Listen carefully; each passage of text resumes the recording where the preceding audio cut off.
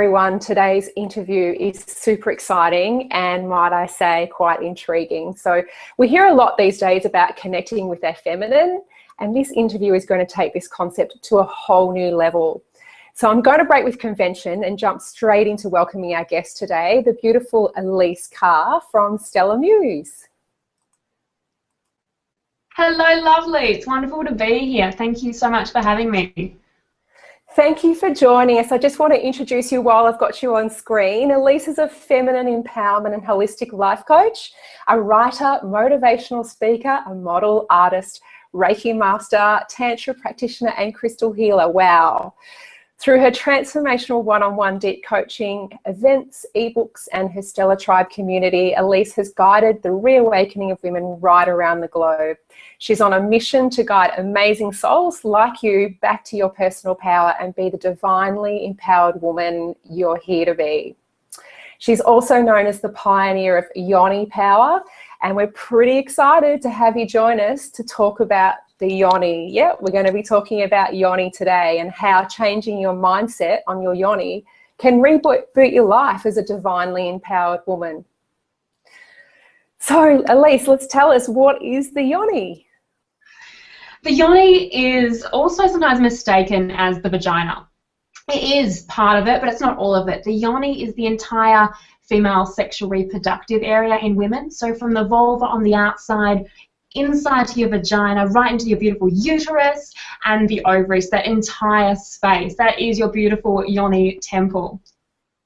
Wow, wow. And tell us more, how did you come to get involved in studying all about the yoni, and why are you so passionate about it? It was quite interesting, actually. My personal step into this was an interesting comment that I had directed to me nearly a decade ago, and it was an attack, but I didn't realise it was an attack. This person that I was in love with said to me that if they were a doctor, they would fix my vagina. And at the time, I wasn't that shocked in the sense of, saddened or hurt, but I realised 7 years down the track that I'd held on to that comment, and that all those years, that comment was kind of festering and building up inside of me. And what that was, that trauma, was actually a disempowerment. That one comment had actually cut off my connection with my personal spirituality and sexuality, with my divine feminine power, and with my connection to my yoni, my vagina. The irony was that I learned then, after devoting the next 10 years to studying this, was that my yoni was perfect. Just like every woman's yoni is perfect. A yoni is like a nose, it's like an elbow. They are all different. There is not one that's the same. And this person's misconception was unfortunately because of the porn industry, and that every yoni, every vagina is deemed the same. Like that perfect Barbie doll kind of V-shape, one little slit, no hairs on it or anything like that. So it was a shame, and it destroyed that relationship, unfortunately, eventually. But it gave me the greatest gift, because from there I was able to really tap into who I am, which is divine feminine empowerment, which we all have. So I've learned now that when women can really connect with their yoni, can love it, can appreciate it, can nurture it, can get rid of all that trauma from all different things, including sexual abuse, rape, disempowerment, suppressing even who they are creatively. If you're not in a job you love, all that's down there, because your yoni is also connected to your second chakra, which is an energy wheel essentially. And that energy wheel connects to your creativity, power, money, and sexuality. So if you have any issues around that area, it's actually stored as trauma on an energetic level, which can then build to an emotional level, which can then build to a physical level. And it's within you. Those physical things I'm talking about essentially are period pain, miscarriages, ovarian cysts, anything like that. If you ever experience anything like that, any discomfort down here, even into your uterus, or if you've had anything removed, it can still be there energetically.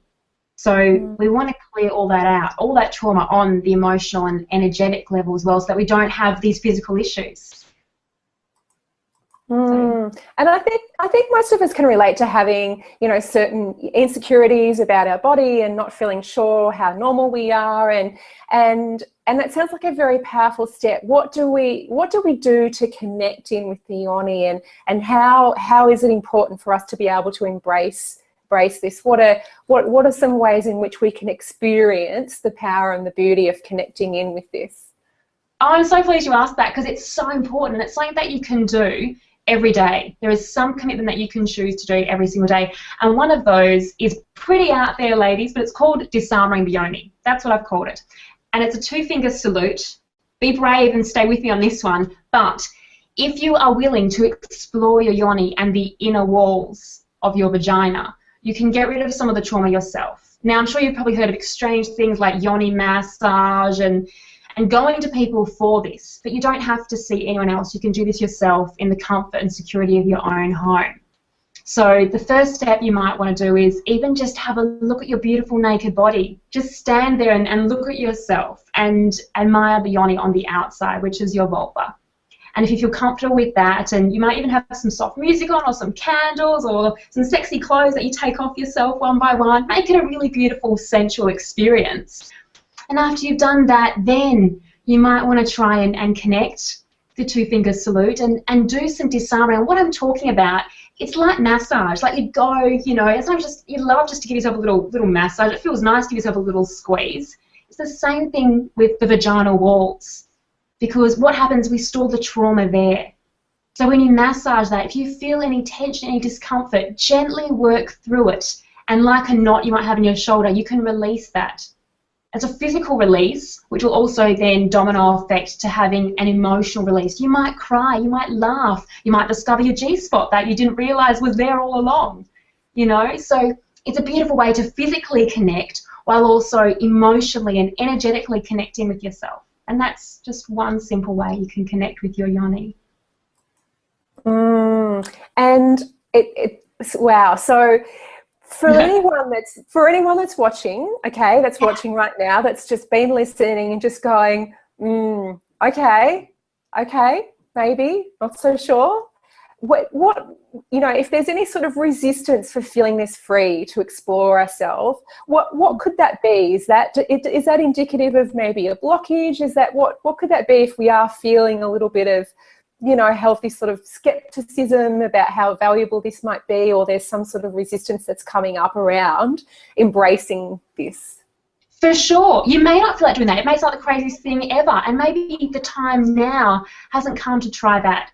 If not, if you really are feeling a specific resistance, I'd be wanting to ask myself why. So you can do something like yoni journaling. I'm sure you all have journals, and we write in them and we pour out how we're feeling, where we're at, we want to manifest. So now it's kind of like, dear yoni, you know, and find out, why aren't we connecting? What's happening? And a way you can do this is literally sitting down somewhere comfy, maybe on your bed or your safe space, and putting your hands on your ovaries or maybe on your uterus or on your vulva if that feels comfy. You can wear your clothes still, and just check in. And just take a moment, take a few deep breaths, and maybe ask, what do you need me to know right now? Have a conversation with your yoni like you and I are having a conversation now, and really check in with what's happening. And conversely, for anyone who's thinking, I'm all over this, I'm fine, I'm good, no worries there. What are some of the unexpected benefits, or what's sort of a next stage that someone can take this exploration or this connection to their yoni? Next stage, many women have heard about a jade egg. So it's a beautiful little egg that you insert gently into the yoni, and you do muscle movement with it. Essentially, it helps tighten the muscle wall, but it also helps heal the inside of your yoni. Jade is a very healing crystal, as many women who connect with crystals know. So that's a quite beautiful technique you can do when you're not on your moon cycle, which means when you're not menstruating. You can do that for all those different reasons. It also helps if you've had children, or if you're preparing also, you know, later on down the track to have children. There are many benefits of working with a jade egg. Another practice that you might want to do is literally visualizing energy and light filling up that space. such as violet or golden light. You can just lay down on your bed, do some beautiful calming breathing, and really visualize violet light or golden light filling up that entire yoni space. With your breath work, if you want to take it to the next level, imagine that you're breathing in violet light inside your vagina, into your yoni, filling up the entire area. Imagine like you're cleansing it. You can even pretend you're doing a little spot clean inside, make it all beautiful, shiny, whatever feels right for you. And then with your breathing exhale, you know, as you release it, then release all that no longer serves. Let go of anything toxic, or maybe there's been some cramps recently, whatever it is. And that's something beautiful you can do whilst you are on your moon cycle. So when you do have your period, there's many things you can do. And also just listen to what feels right for you. As you said, resistance may come up. Find out why that is, and you can choose to take the path of least resistance and stay in a comfort zone, or you can choose to challenge yourself and go that little bit further, kind of on the edge, you know, where it's kind of a little bit scary and nerve-wracking, but you know you're doing something amazing and new. It's a new frontier. I guarantee your yoni is a new frontier. There'll be some part of it that is just waiting for you to connect with it. And what sort of, can you explain what sort of benefits, what sort of feelings, what could we expect to feel or notice about, you know, getting more in touch with the yoni and this exploration? Anything from tears and laughter, that actual release, kind of a physical feeling, but then there's the other side of it where your creativity will start to flow, because you realize everything you bring into this world you are birthing, and that's not only just life in the form of beautiful children. As I mentioned, that creativity is in that sexual area of your yoni. We've got creativity, power, getting your power back, feeling like you are more of a divinely empowered woman because you're stepping into your divine feminine. That is your powerhouse. Your yoni is your powerhouse. When you start to own that, it's like you walk into a room with a different air of confidence. And people around you will start noticing that. It's something that you can radiate from within and share it with your tribe. So it's pretty powerful.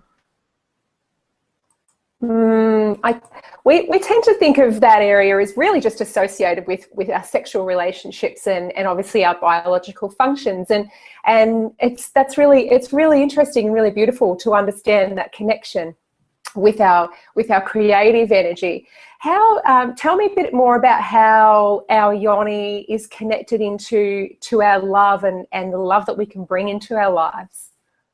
Oh, that's such a beautiful question. Well, the thing is, when we work through a tantric path, and that's a path that I choose to live and come from, we love merging spirituality and sexuality. So for me, I come from the belief that they are one. And to really live through the empowered sexuality, you've got to weave in spirituality and love, and that comes from your heart. So you want to move what would normally be, let's say, a simple orgasm after having sex. You want to move that energy, that sexual energy in the Tantra region of your sexuality, of your yoni, move it up into your heart space. And we can do that through breath work. Okay. That was going to be my next question. How do we do this? How do you do this? It sounds magical. How do we move this up? Okay. So you have to put your tongue in a position called Kachuri Mudra. So it's like when you say the word lol, where your tongue sits, it's just behind your teeth. So you can put your tongue there right now, very classy, and it rests there the whole time. So we're going to keep that part. The next part is our PC squeeze. We all know we have a PC muscle, the pubococcygeus. It's that little haddock muscle that sits in women between the anus and the vagina. So we want to squeeze that. That's a lock, okay? It's called Mula Bandha. And we want to hold that lock because it holds the energy in. So we don't want to lose the energy from our yoni. We want to keep it in, and we want to send it from the yoni area, directing it up to the heart. And we do that by breathing in. So our tongue is up, our PC is squeezed, and we inhale, visualizing the energy going from our yoni into our heart, holding it there, holding it there, and then we exhale through our mouth, keeping our tongue in that position as we release it out. It's a combination of breath, those two little locks, and the visualization. So you want to ideally set an intent beforehand. while you're making love, you can do this. While you're self-pleasuring, you can do this. While you're on the bus, if it feels good for you, you can do this. And literally, those focus points, breathing the energy and holding it there and feeling that love in your heart. It's moving sexual energy, essentially. And by moving that sexual energy, you are energizing yourself and going beyond just the sex, which can be just one orgasm and you're done, if that, and bring it up into the heart center so you have a loving connection, which is what we want. Essentially, we all crave a truly deep connection with ourselves first and foremost, and with our beloved, and then whoever we choose to share that sacred self with. Beautiful. You know what? I'm pretty sure that our audience is probably saying into their computer right now, ask more questions about this, ask more questions about this. Like, how can we create a more spiritual, a more empowering, a more connected feeling when we are having sex? So I'm going to ask you, is there, how can we learn more? What other sorts of practices can we do to incorporate this? There are so many practices that you can incorporate, and I do this when I work with couples as well. So first and foremost, start with you. If you can get that breathing down pat, and the idea is to connect it when you're reaching orgasm almost. So it's like that 98%, like I'm almost feeling that. That's when you want to stop the train, stop moving with your partner, stay still. Even if they're beautifully snug inside you, stay still, don't let that orgasm come yet, and do that breathing. If you can do that breathing together, even better. Master that breathing yourself, teach it to your partner, and when either of you is about to climax, that's when you want to stop and do this breath work. And what you will notice is that if you can do that sequence and do the breath, moving each breath into your heart about 3 or 4 times, if you can do that and repeat it, let's say 2 or 3 times during a lovemaking session, you will have the plateau and then higher peaks throughout your entire lovemaking. So instead of having that little orgasm which leaves you down here, you're going to be building it and building it and building it. And when you choose to have that orgasm, keep your tongue on the roof of the mouth and imagine the energy washing over your entire body. You really need to coordinate your visualization here as well as your breath. So we're moving just beyond the physical. So yes, it's a challenge, and yes, this may seem like a lot of work, but I guarantee you, if you choose to commit to this, just personally, even if you just want to do it while you're self-pleasuring, then you can move on to doing it with your beloved, teaching them this. If they're open to it, just gently, throwing it out there as a suggestion of a great way to have a full-body orgasm. If you let the guys know that they're going to have a full-body orgasm, instead of just having a quick ejaculation, that's it, they might be more enticed to come on board and try this new idea of Tantra that you'll be sharing with them. And of course, if you've got any questions, please let me know. I'm happy to share all the stellar Tantra tips. Really enjoying this. Actually, I'm taking some notes, but thankfully we can watch this back.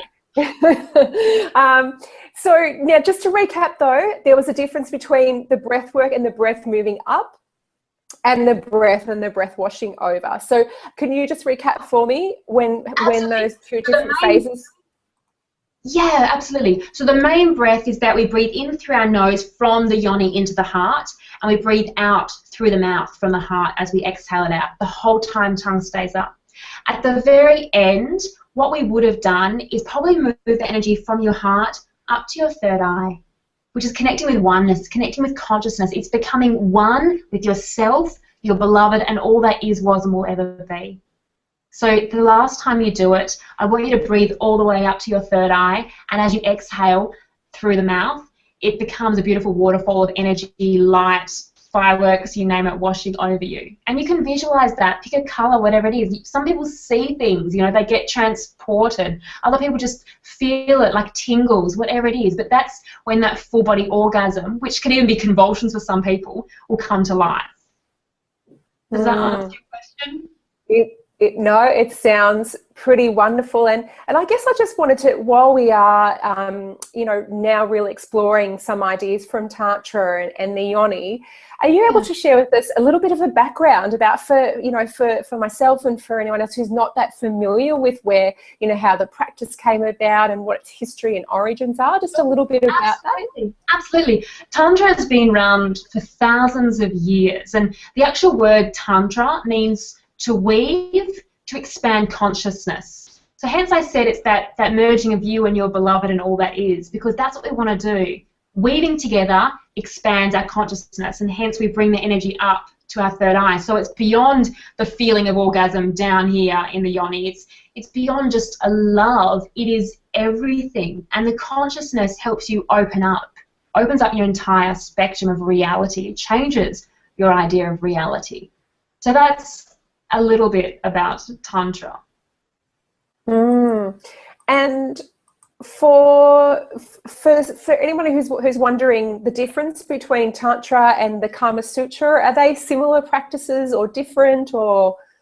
Great question. Well, the Kama Sutra is part of it. There are many types of Tantra, but essentially the real unity of Tantra is the merging of spirituality and sexuality. And while, yes, that can include sexual positions, that's kind of like just the tip of the iceberg of that great mammoth piece that really is Tantra as a whole. A lot of it comes down to your breath, number one, first and foremost. You really have to learn to breathe. They say that all illnesses can come back, all sexual illnesses specifically can come back to not breathing correctly. Tantric breath can help people who have premature ejaculation, can help women who have extreme PMS, you know, to control your moon cycle, control your period. There are so many different factors that once you start this path, you'll notice different elements of your life can change, physically, emotionally, and energetically. Love it. What can we do? What can we do with regards to understanding and controlling our moon cycles if we do have any issues in that area? A lot of that comes down to breath, and there's one beautiful technique called ovarian palace breathing. And what you want to do when I teach this essentially is really connect with yourself. You've got to be comfortable, and you've got to be committed to doing this when you don't have your moon cycle. So let's say it's for 3 weeks of the month, and each week you want to be doing it maybe 3 or 4 times a week, really. And what you want to do is, once you've rubbed around your ovaries 36 times, yeah, just to warm them up and loosen them up, you're going to be bringing in that visualization and breath technique once again. You place your tongue in that beautiful hole that I mentioned before, in the lull position. And visualize the energy coming from your ovaries, building, building, building, coming into your uterus, and then going out around the perineum and coming up your spine, all the way up, around your head, past your third eye, like a little backwards circuit, then coming down your front, past your heart, and then sitting in a place which is called the hara. The hara is 3 fingers down below your belly button, yeah? Or it's also known as the dantian, and this is where we store our energy. It's a really beautiful place that stores life force energy, which is chi, yeah? So what I want you to do is commit to this practice if it feels right for you, 3 times a week when you don't have your moon cycle, and you visualize this energy going round in 6 cycles. So 6 times you gather that energy, you cycle it round, and then you store the energy in the hara. You go back to the ovaries, you gather that energy, you cycle it around, you bring it back. And once you've stored all that energy and you visualize this beautiful big energy ball, now maybe it's an orange energy ball or it's a pink energy ball, whatever feels good for you. Once you've seen that energy ball, beautiful, bright, vibrant, stored in your hara, I want you to rub it with your little fist round in a clockwise direction, just to kind of keep it there, lock it in, and put your hands there and rest, and just nestle in, relax, and really visualize the energy there, because what you've done is you've taken the energy, which is potent energy in your ovaries and then your uterus, and you've moved it through your body to store it in the hara. So you've taken away any energy that you don't need necessarily in that yoni area, because sometimes we have so much energy in there, so much fire energy in there, that it can cause the pain. that it can cause anger, that it can cause frustration, that it can cause sadness. So we want to redistribute that sexual energy that we don't need there into the rest of the body. And that dantian, that hara area, is our powerhouse. It's kind of like, you know, the fridge in the household. It's where we go to get the snacks. So when we need energy for something else, it'll be there in our hara ready for us to take from. That's where we want the energy. We don't want excess energy necessarily in our ovaries, because once again, that's when we can get things like cysts as well, painful periods, all those kind of things. So moving the energy is number one. Wow, and I would really encourage anyone who does experience any of these issues with their ovaries to absolutely give this practice a try. It's fascinating. And I just wanted to ask a quick question as well, just for anyone that's watching who perhaps is a little bit more mature, that's no longer of childbearing age, for someone who might have had a hysterectomy, or for someone who functionally or biologically may not be as they were when they were younger. Is there anything to bear in mind that would obviously impact this practice? I love that you brought this up. Thank you, Peta. It's absolutely the same, because energetically we still have every part of our biology there, whether you've had any organ removed or suffered any trauma whatsoever, it's still there energetically. So let's say specifically a woman's had a hysterectomy, you can still focus and visualize on your uterus or on your ovaries being present and do the exact same technique if that feels right for you. You may not need to do that technique, but you can still do the other technique I mentioned, where you just send that light and love and energy in while breathing through the vagina, exhaling out. So breathe in, bring in all that beautiful light, exhale out whatever no longer serves purpose, because there may have been trauma there, trauma from childbirth, trauma from the hysterectomy, anything along those lines. I'm also fascinated too. We had a quick chat before we started recording about the yoni heart connection through breast massage, and that sounds really fascinating. Can you share with us a little bit more about what that is? Absolutely. So when you commit to these female practices in Tantra, which is something that the white tigeress used to do, you might want to look that up. They used to do the Ovarian Palace breathing, and they do that in conjunction with breast massage. Now, breast massage is not just to get in touch physically with your beautiful breasts. It's also about making them perkier, firmer, more lush and juicy, and also healthier, because by massaging them and moving that, you're helping rid toxins that we can get stored up in the lymph nodes, which, as we know, with breast cancer being quite a high factor of illness in Australia specifically, it's really wonderful to have this as something you can add to protecting your breasts. Another great thing is also not wearing a bra as often as possible.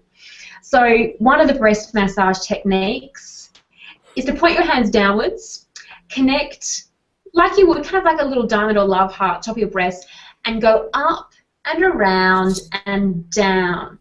And you can do this, the up and around and down, and be quite firm with your breasts. You can do that 36 times.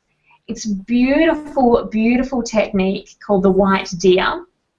And I love to do this with coconut oil, and even put a couple of drops of ylang ylang essential oil, or even some lavender oil, and massage that. And it's a practice that I do every day that I don't have my moon cycle. And to be honest, my breasts have grown 3/4 of an inch. Just that I'd share that. And that was in the first 8 months that I did it. Yeah. That was actually going to be my next question. Does it actually make your breasts a little bit bigger, which would be wonderful for some of us? Yes. And it depends on your intention. That was my clear intention. I wanted just a little bit more volume. For those women who already have, a beautiful, voluptuous bust, who definitely go, please, no, I don't want bigger breasts. Set your intention. Perhaps for you it's just, I want healthy, beautiful breasts, or I'd like a little bit more perk in my breasts, whatever that is. And send that loving energy and that intent into your breast tissue, using your intention to create your reality whilst you're doing that. And, warm up your hands beforehand, set a beautiful space. Otherwise, you can also do it, before you do a meditation, whatever feels right for you. The other little key trick you might want to try is putting your heel, and when you sit cross-legged, in a half lotus position or semi-lotus for meditation, put your heel just gently against the outside of your yoni. So just gently against your vulva, just applying a little bit of pressure, because once again, it kind of locks in that bit of energy that you're bringing into your body. you can just try that. And is this and the breast massage practice, that's a private practice, that's a personal practice. That's not something that we involve our partner in? Absolutely, you can involve your partner with that. It depends what feels right for you. You can make this just your sacred practice, but having a beloved who lovingly touches and caresses you, every part of your body, not necessarily just your breasts, can be beautifully connecting and beautifully powerful. And it's also a wonderful way for them to connect with the divine feminine, to have that appreciation. And also, this is a part of our body that we give. We give through the nipples. That's what women do. That's our point, our polar point that we give through the nipples. And we receive through the yoni, as you know, the man's penis. In Tantra, called the lingam, you know, we receive the lingam into the yoni. So we receive from below and we give from up here. So this is a beautiful place to also look after and be looked after, because we do give so much. Why is it now, I'm actually curious, why is it that as women we don't take so much, or most of us don't take so much time out to worship our bodies and to engage in some of these practices? Why is it that you think that we tend to neglect that, or not sort of really make it as much of a priority as we could? Such an awesome question, and you're so smack on the money. Unfortunately, we've been suppressed, and we've come from a belief that we need to constantly give and constantly be of service to everyone else, because that's what our role is. We are mother, we are provider, we are girlfriend, we are employee. We give. But we don't realise that it's not being selfish to look after ourselves. It's actually an investment. I like to think of it as a watering can. If you are in a garden and you are the watering can and you keep watering all the roses, eventually you are going to be empty. You need to stand still long enough for the rain to come down and pour onto you and into you and fill you up, you know, before you can give any more to someone else. So it's imperative that we as women take that time, really take time, even if it's 5 minutes every single day, to fill ourselves up. Whatever that is for you. For some women, it's just sitting with a beautiful cup of herbal tea, you know, or maybe it's reading a book, or maybe it's doing some yoni journaling or the breast massage. For me, I have a few of those things in place that are non-negotiables, I call them. So before I even consider starting work, before I even get out of bed, I've done some tantric work. I've done some gratitude for the day. I've set some intention there. I've connected with myself, really, on a physical and emotional, energetic level, whatever feels right for me then and there. And I really encourage that with my clients and the women that I connect with, because this is what we need to be the biggest, brightest version of us. First and foremost, nourish yourself, and then you'll be able to give even more and be of greater service and be able to shine your light even brighter, and you'll be happier for it. You won't be like, oh my gosh, I have to do this, and be frustrated and do it begrudgingly. You'll do it happily, because you feel much better. Yeah. And a lot of these practices, we sometimes think, oh, if this is going to make us more attractive or more feminine or more attractive to our partner, then it's perhaps worth doing. But it's actually really the opposite, isn't it? It's nourishing ourselves and having these sacred practices for ourselves that ultimately make us happier and more attractive as a result. You're right. And when you feel that from within, truly, you know, on every level, and you feel that divine empowerment, that energy flowing through you, you will naturally radiate it out. And your beloved, your partner, your husband, you know, your boyfriend, whatever, he or she will feel that from you. You will be peeling back your own layers and stepping into that person you really are here to be. And your children or your loved ones and your colleagues and, you know, the person at the corner grocery store who you buy your organic veggies off is going to notice you're different. It'll be like lifting a weight off your shoulders. So yes, put yourself first, and then everyone else will benefit. And as an expert in divine empowerment, it sounds so wonderful. We'd all want more of that. Are there other practices or is there other sort of mindset pieces or other things that we can do to you know, connect with our divine and to experience more divine empowerment? Is there other things that we can try or do? Absolutely. There are so many things you can do. First and foremost, it's about having a belief in yourself. We hear a lot of talk about self-love, and it's so important. I love self-love. I'm a love advocate. But before we get to the love, you've got to have a belief. It's like the foundation that the love blossoms on. It's kind of like the mud, in a sense, that the lotus springs from, but it needs the mud to come through. So I want you first and foremost to be considering that belief in you and believing in yourself each and every day before you start your day. Somehow connect with that belief in you that you know is a deep knowing, a deep flame within your heart, this resonance, that you can do whatever it is that you want to do, or that you are already doing it. Speak in the present tense and ask the divine feminine to flow through you.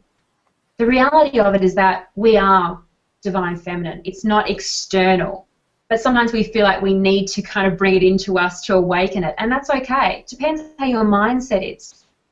I like to think that we are divine feminine, that it is now, this is how it is, and sometimes it can be a change of your posture from sitting like this, you know, to actually putting your shoulders back and taking a breath, visualizing, taking a moment, stopping and pausing for women is huge. We all have rushing woman syndrome. I have to do 10,000 things before 5 a.m. You know, it's like, what time do you start your day? Relax, slow down. The divine feminine slows down. She flows. In Tantra we learn yin and yang, and woman, the feminine part of this, the Shiva is the man, the Shakti is the woman. The Shakti is like water. She flows. She's like an ocean. She can be stormy and wild 1 minute and calm and serene the next. But she goes with the flow, whatever she is. And that's how we need to be, to go with the flow a little more and not try and hold on for dear life to make something it's not. Flow and slow, two key words. And when we are doing that, when we are living in our Shakti, our divine feminine, we can look to the man, the Shiva, who is the strong rock, or perhaps the lighthouse, you know, for the ocean. He is there, and he will learn to stand strong as you move and flow around him. And that's what we want. That's that beautiful harmony. And the interesting thing is that we have both those elements inside of us. We have masculine and feminine inside of us. We have Shakti and Shiva inside of us. What we've done over the years, because we are rushing women, is we've suppressed that divine feminine. We've suppressed the Shakti. We've suppressed the flow.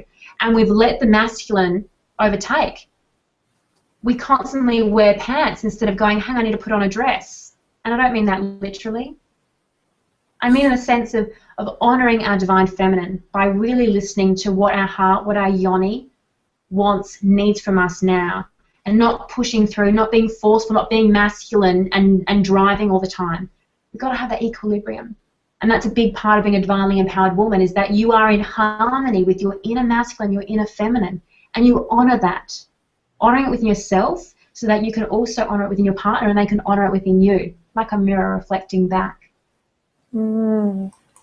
That's so beautiful. And I think as a modern woman, and I know certainly I have had challenges over the years and still continue to have challenges with finding that beautiful balance between the masculine and the feminine as well.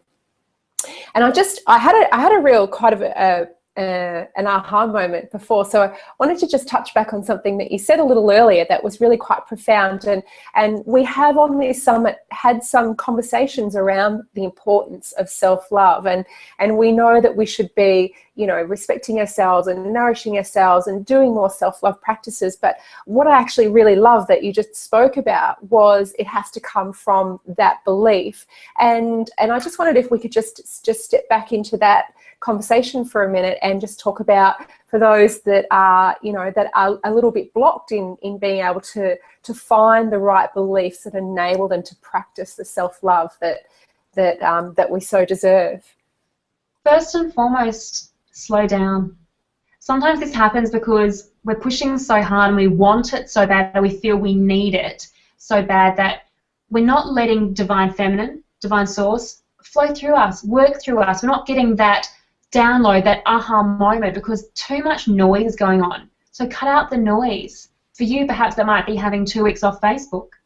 Perhaps it's saying no television. Perhaps it's saying, you know what, tonight I'm just going to go into the spare room and sit with my journal, or whatever feels right for you, and just write. or just meditate. Take yourself out of your normal routine. Change something up.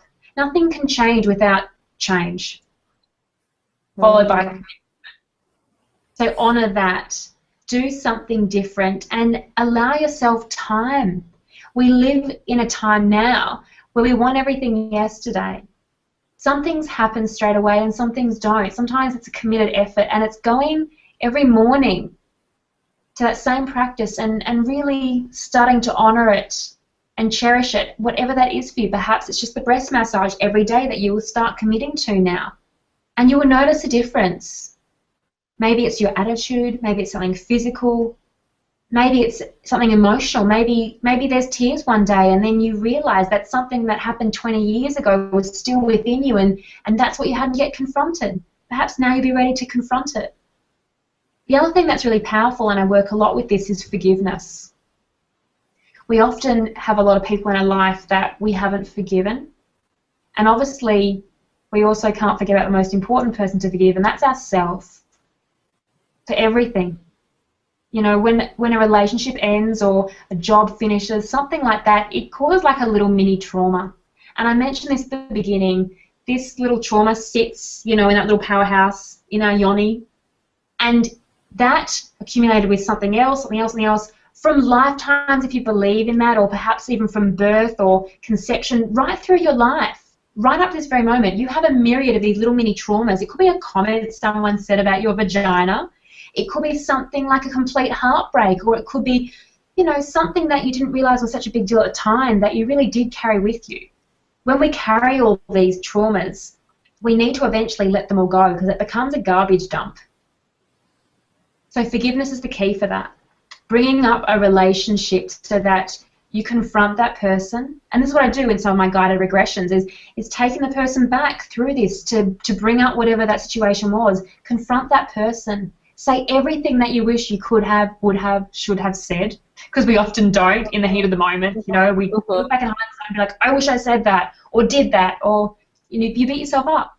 So say everything that comes up, and then you say that you take back your power. That I choose to take back my power, that there's no emotional connection here anymore. And it's not a disregard for love. If you perhaps still love that person, that's okay, but you're not giving them your power, because this is like it's a power cord that connects you to that person. You hear of cutting ties and these kind of things. This is serious business. It's an energetic connection that person has with you, as a memory, mind you. So once you get rid of that, you need to then forgive them from your heart space. Genuinely, you're forgiving their soul. It's not forgiving someone for something they've done, because things can be horrific. People can do horrific things. You're forgiving their soul. It was part of their journey. It was part of your journey for whatever reason. And then you need to forgive yourself. Forgive yourself, because there is no point hanging on to it anymore. Something that's made you bitter or angry or jealous, perhaps 10 years ago, that you still, I can't forgive that person. By you not forgiving them, you're not forgiving yourself. You're not moving on. You can't step into the divinely empowered woman you're here to be when you've got this whole truckload of garbage wedged down in your yoni area. So clear it out. Take back your power. Do the forgiveness. Clearing this is a huge part to clearing space to allow that belief to start coming through. And that's what we need. We need space. We need time and commitment. So do yourself a favour, and maybe you need to write a list of people you need to forgive. Maybe you need to write a list of things you need to forgive yourself for. Make it a little ritual. Burn the paper, whatever feels right for you. But that's a really great place to start if you're finding a massive blockage to anything that's been mentioned here. There's nothing else you take away. If the yoni is just too crazy right now, then start with forgiveness and make that the gateway to the yoni. This is such beautiful, beautiful wisdom that you're sharing with us, Elise. And I know that you have created such a beautiful tribe, a community of women, your Stellar Warrior tribe. I'd love you to share with our audience a little bit more about your tribe and what you do and what you share. Oh, thank you. That'd be wonderful. Well, they're an amazing group of women, and some men, I must say, from all around the world, from here, Europe, America, Asia, you name it. And I've created a platform with Stella Muse, and yeah, it's an open forum, and I do encourage people to talk and share and ask me anything they want. If I'm not there in person, obviously I connect one-on-one with some clients via Skype, but I also hold really intense Shakti temple, like goddess circle workshops where I do deep dive into some pretty profound areas that normally have not been travelled or visited before. I'm no holds barred. I love going in and talking about the reality, and like I mentioned today, it really is often connected to something on that sexual, spiritual level, and for women it's the yoni, and it's an area that many women haven't explored. So I am seriously committed to enlightening women one yoni at a time in whatever way that is, whether it's through workshops, whether it's through connecting with them one-on-one, whether it's through small groups or even big talks that I do. I recently did a beautiful talk in Perth with a wonderful audience of women, and there were tears and there were laughter, and women who came up to me at the end and who then share their stories. Some women don't want to share in big groups, and that's fine. Other women thrive in groups, and when you come to a collective session, the beauty of it is when questions start being raised, sometimes your questions get answered by another woman who has really walked a path similar to yours in your heels. And that's really powerful. And that's what I love about creating that community, is that we learn from each other. I'm still learning. We're always a student and a teacher. And that's what's so powerful. The more we awaken as a collective, the greater the consciousness of our entire planet is. And the more likely that we are going to bring to this earth more conscious and awakened children, be them beautiful little boys or beautiful little girls. That's so sweet. And I wanted to also introduce the fact that you have a beautiful gift to share, and I think this is especially wonderful because it gives everyone the opportunity to really find out more about your amazing tribe of women.